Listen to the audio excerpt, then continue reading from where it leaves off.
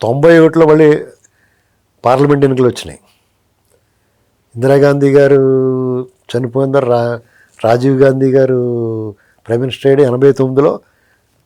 ఆంధ్రాలోనూ అక్కడక్కడ ఒకేసారి జరిగినాయి. ఆంధ్రాలో ఎన్టీ రామారావు గారు నేషనల్ ఫ్రంట్ చైర్మన్గా ఉండడం. 89 ఎన్నికల్లో నేషనల్ ఫ్రంట్ అధికారంలోకి వచ్చింది. విపి సింగ్ ప్రైమ్ మినిస్టర్ అయ్యాడు. ఇక్కడ కానీ ఓడిపోకుండా ఉండుంటే రామారావు గారే ప్రైమ్ మినిస్టర్. కరెక్ట్ టైంకి ఇక్కడ ఓడిపోయాడు ఆయన. అక్కడ నేషనల్ ఫ్రంట్ చైర్మన్గా ఉన్నా కానీ సొంత రాష్ట్రంలో ఓడిపోయేటప్పుడు కొంచెం గౌరవం తగ్గుద్ది కదా. 2 సీట్లు 3 సీట్లు వచ్చినాయి అంతే ఎంపీ సీట్లు అప్పుడు 89లో. ఇక ఆయన ఒక నిర్ణయం తీసుకునేటప్పుడు మండల కమిషన్ సిఫార్సులు అమలు చేస్తామని ఒక హామీ ఇచ్చారు. పిపి సింగ్ గారు ఈయన నేషనల్ ఫ్రంట్ చైర్మన్గా ఉండగా. బీసీలు అందుకునే రామారావు గారు వెనకాల ఉంటారు. కారణం ఏంటంటే ఊరికనే ఉండరు.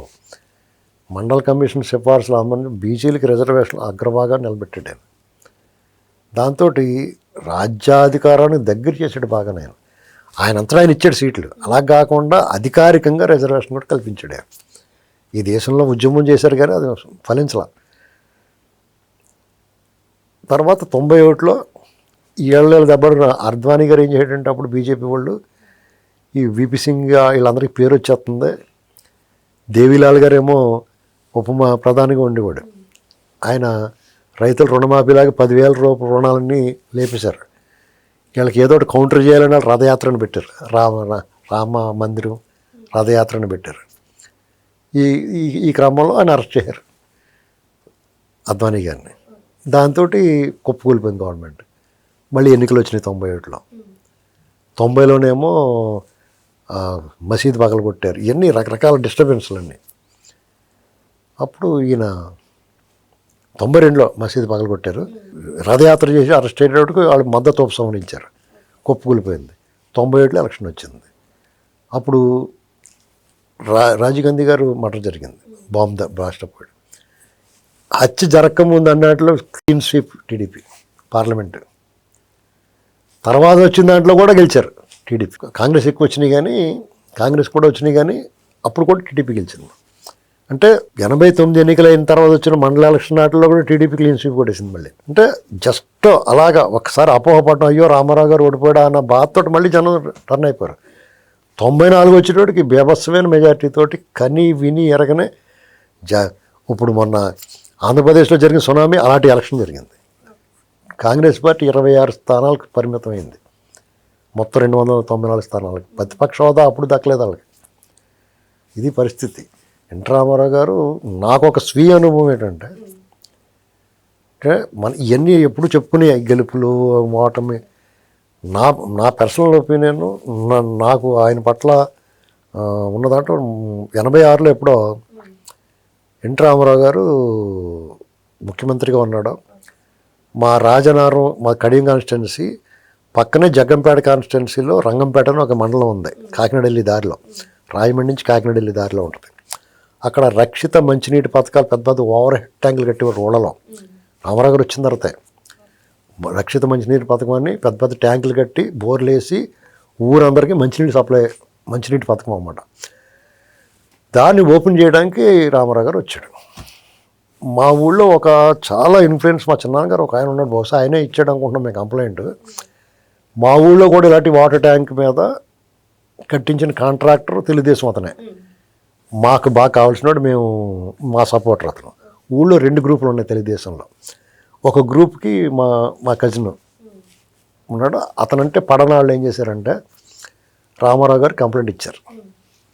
ఈ వాటర్ ట్యాంక్లో అవినీతి జరిగింది, ఇది మీరు ప్రెస్టేజ్గా తీసుకున్నది, ఇది కట్టారు, ఇది అమల్లోకి ఓపెన్ చేసి నడుస్తుంది, కానీ ఇది అవకతవకగా కట్టాడు, కొంచెం నాణ్యత తక్కువ ఉందని కంప్లైంట్ ఇచ్చారు.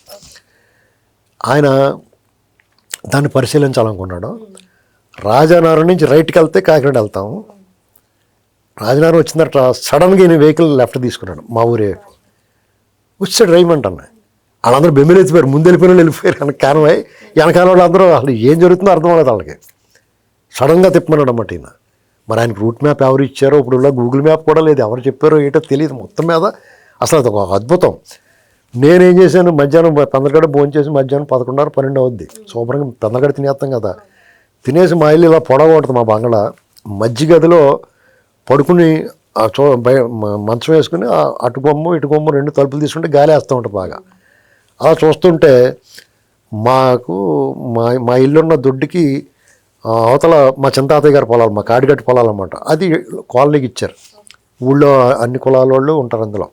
బీసీ కాలనీ అంటారు కానీ అందరూ అన్ని కులాలు ఉంటారు అందులో. ఆ కాలనీలో ఈ ట్యాంక్ అనమాట. ఇది కొత్త కట్టింది. ఊళ్ళో ఆల్రెడీ ఒక ట్యాంకర్ ఉంటుంది, వాటర్ ట్యాంకర్, ఇది ఒక ట్యాంకర్. అక్కడికైనా ఒక కాషాయం బట్టలు వేసుకున్న వ్యక్తి ఒడే నడుచుకుంటూ వెళ్ళిపోతున్నాడు ఒడిగా. నేనేమనుకోనంటే యాక్చువల్గా ఏమో పగటేషకాలు భలేగా ఉన్నారో ఈ మధ్యన అచ్చ ఇంటి రామర్లో ఉన్నాడు రా అనుకుంటున్నాను. ఇలా పడుకుని చూస్తున్నాను నేను. అచ్చ ఇంటి రామర్లో ఉన్నాడు అనుకున్నాను. ఆ చూసేవాడికి నాకు అలా కనపడుతున్నాడు ఎదురుకుండా. ఈ లోపల వెనకాల పరిగెట్టుకు వస్తున్నారు పోలీసు వాళ్ళు గట్టాను. వారు బాబు ఇంటి రామర్ వచ్చాడు, నేను వెళ్ళాను. ఆయన ఈ లోపల పెద్ద పెద్ద అంగలు వేసుకుంటూ వెళ్ళిపోతాడు కదా. ఆ వాటర్ ట్యాంక్ దగ్గరికి వెళ్ళి ఆ నీళ్లు బిందులు పెట్టుకుంటాం, చిన్న సిమెంట్ దెమ్మలు కడతారు, అది మీద కూర్చున్నాడు. ఆ ఎదురుకుండా ముసలం ఉంది. అందరూ పనులు కట్టపోయారు, చాలా తక్కువ మంది ఉన్నారు పలసపలసగానే. ఆ ముసలం ఒకతే బయట ఉంది. ఆ కాలనీ ఇల్లు గోడవారిన నీళ్ళలో కూర్చుని మా సైడ్ బత్తకాయలకి మొసంబి అంటారు కదా, బత్తాయి వాటి బుట్ట కడతారు. ఆ బుట్టలో వెళ్తుంది ఆవిడ. ఇలా రామారావు గారిని చూడగానే నేను వెళ్ళిపోయినప్పటికే వీళ్ళందరూ చేరేటప్పటికే ఒక 4-5 వచ్చారు. నేను, ఆ ముసలమ్మ, రామారావు గారు ఉన్నారు అక్కడ. ఎలా ఒక దేవుడి ప్రత్యక్షం అయిపోతే మనం ఎలా మానపడిపోతామో, దిగ్భ్రాంతికి గురవుతాం, అలాగే అయిపోయింది ఆవిడ పరిస్థితి. మన అగమ్యకు వచ్చిన ఏం చెప్పాలో అర్థం అవట్లేదు. మంచినీళ్ళు ఇవ్వన్నాడు ఆయన గంభీరంగానే. టపాలు మన కొండలో తెపాలా ముంచేసి ఇచ్చేసింది. ఇప్పుడు ఏంటో మినరల్ వాటర్లో గ్లాసులు బూత్ తుడుచుకుంటాం, రకరకాల చేస్తారా. అది ఎత్తుకునేలా తాగేసాడు ఆయన. కొండలో ముంచిన తెప్పాలతో ముంచిన నీళ్లు అది హైజెనిక్గా లేకపోతే శుభ్రంగా ఉందా లేదా ఎవరిచ్చారు అని కూడా చూసుకోలేదు ఆయన. ఆవిడ ఇలా నీళ్లు ముంచి ఇచ్చింది, శుభ్రంగా ఎత్తి తాగేసాడు ఆయన. తాగిన తర్వాత ఏంటి అన్నాడు. అయ్యా అని ఏడ్చేస్తుంది. రాముడు దేవుడు ప్రత్యక్షమైపోయినట్టు ఏడ్చేస్తుంటే, ఏంటి నీకు అన్నీ బాగున్నాయా, నీకేంటి పరిస్థితి అడిగితే అన్నీ బాగున్నాయా, నీకు రేషన్ అది వస్తుందా, బియ్యం ఇస్తున్నారా, నీ పెన్షన్ వస్తుందా. అప్పుడు 35-40 ఉండేది పెన్షన్, వృద్ధాప్య పెన్షన్లని ఇస్తున్నారయ్యా, కానీ బియ్యమే సరిగ్గా ఇస్తలేదు అన్నది. పాపం బాగానే ఇస్తాడు. మా ఊరు షావుకారు చేసేవాడు రేషన్ బియ్యం. వెంటనే ఈ లోపల వాళ్ళందరూ వచ్చేసారు, పోలీసు వాళ్ళు, సెక్రటరీలు, పిఏలు అందరూ. పిలవండి అన్నారు. ఆగమేఘాల మీద పిలిచారు అతన్ని. గజ్జ వణిక.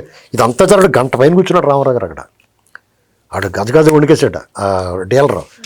అయ్యా తప్పు, మేము అందరం సపోర్ట్ చేసాం, మంచోడేనండి బాబు అతను, ఏం జరిగిందో పొరపాటు మేము చూసుకుంటాం అని చెప్పి సర్ది చెప్తే ఆయన ఇంకేమనకుండా జాగ్రత్తగా మళ్ళీ కంప్లైంట్ వస్తుంది, నీ సంగతి చూస్తాను బెదిరించి రోడ్డు మీదకి వచ్చాడు ఆయన నడుచుకుంటానే. మళ్ళీ మేము అందరం రోడ్డు మీద చేరాం. అప్పటికే రోడ్డు మీద మా ఊరి జనాభా 2000 అయితే 1000 మంది వచ్చేసారు అక్కడికి ఆల్రెడీ మధ్యాహ్నం. అక్కడ ఆ వ్యాను, ఆయన వ్యాన్ రెడీ చేస్తారు. ఆ వ్యాన్ ఎక్కాడు. వ్యాన్ కింద మా ఎమ్మెల్యే కూడా ఎక్కాడు. ఈ లోపల మా ఊళ్ళో 2 గ్రూపులు ఈ వాటర్ ట్యాంక్ గురించి సందర్భంగా వచ్చి ఎమ్మెల్యే గ్రూప్కి వ్యతిరేకం అన్నమాట. మా గ్రూపు ఒకళ్ళు వాదించుకుంటూ నేను కోపడ్డాడు ఆయన. నేను స్వయంగా వస్తే మీరు దెబ్బలాడుకుంటారేంటి, మీకేం కావాలో చెప్పండి అన్నాడు. అప్పుడు స్టూడెంట్స్ ఏం చేశారంటే, మాకు మా నియోజకవర్గాన్ని అంతటినీ కలపడానికి ఒక బస్సు కావాలండి, చెముడిలంక ఆఖరిదే, కోరుకొండ ఇటుపక్క మా ఊరి దాకా రావాలంటే. అప్పుడు తెల్లవారు వచ్చింది బస్సు. ఇవాళ మధ్యాహ్నం 12 గంటలకి ఈయన ఆర్డర్ అయితే మన్నటి పొద్దున్నే బస్సు వచ్చింది. అలాగే ఇంకేం కావాలో చెప్పండి, అంతేగాని మీరు దెబ్బలుకోకూడదు, వర్గాల కింద ఉండకూడదు, వాస్తవాలు మాట్లాడుకోవాలి. ఇలా కంప్లైంట్ వచ్చింది నాకు, నాణ్యత కదా అది బ్రహ్మాండంగా ఉందని చెప్పి మళ్ళీ రిపోర్ట్ వచ్చింది నాకు. అప్పటికప్పుడు తెప్పించుకున్నాడు ఆయన. అంటే ఆ సమస్య, ఆ దెబ్బలాటలు ఆ క్షణంలో పరిష్కరించాడు. మరి చాలా గొప్పడు కదా మరి ఆ విషయంలో. అంటే ఒక సామాన్యుడిలాగా వచ్చి ఇంత హడావుడి చేయకుండా ఆయన అలా వచ్చాడంతే, వచ్చి కూర్చున్నాడు. అలా ఆ జీవితంలో మరి ఆ మనిషికి దేవుణ్ణి చూసిన అనుభూతి ఉంటుంది కదా. నాకు కూడా చాలా గొప్ప అనుభవం ఇది నాకు నా జీవితంలోనే.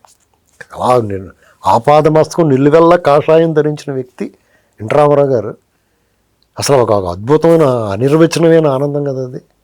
ఎవరికే దక్కంది కదా. నాకు సడన్గా మా ఇంటి ఎదురుకున్నాను టకాలమని వచ్చి కూర్చుండిపోయాడు అంటే ఆయన. అది నా జీవితంలో మంచి ఎక్స్పీరియన్స్ అది రామారావు గారితో. Thank you sir.